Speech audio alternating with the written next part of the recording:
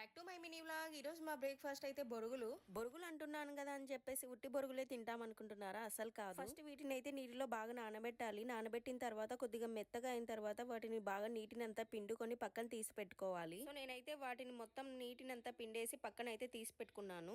ఇది వచ్చేసి పచ్చిమిర్చి ఉప్పు కలిపి పేస్ట్ చేసింది. నెక్స్ట్ ఆనియన్స్ టమాటో అయితే కట్ చేసి పెట్టుకున్నాను. నెక్స్ట్ ఒక ప్యాన్ తీసుకొని అందులో ఆయిల్ పోసుకొని ఆయిల్ హీట్ అయిన తర్వాత ఆవాలు, ఉద్దిపప్పు, శనగపప్పు వేసుకోవాలి. అలాగే 2 రెమ్మల కరివేపాకు, అంతే కాకుండా పచ్చిమిర్చి పేస్ట్. ఈ పచ్చిమిర్చి పేస్ట్ కొద్దిగా వేగిన తర్వాత ఇందులో ఆనియన్స్ అయితే వేసేసాను. ఆయిల్ లో ఈ ఆనియన్స్ ని బాగా వేయించిన తర్వాత కొద్దిగా బ్రౌన్ కలర్ వచ్చిన తర్వాత అందులోకి టమోటాలు కూడా యాడ్ చేశాను అనమాట. ఇప్పుడు వేసిన ఈ టమాటాలని కూడా ఆయిల్ లో మెత్తగా మగ్గనివ్వాలి. నెక్స్ట్ వచ్చేసి ఇందులో కొద్దిగా పసుపు కూడా యాడ్ చేసుకోవాలి. టమాటాలు పూర్తిగా బాగా మెత్తగా మగ్గడానికి నేనైతే కొద్దిసేపు ప్లేట్ అయితే మూసి పెట్టాను.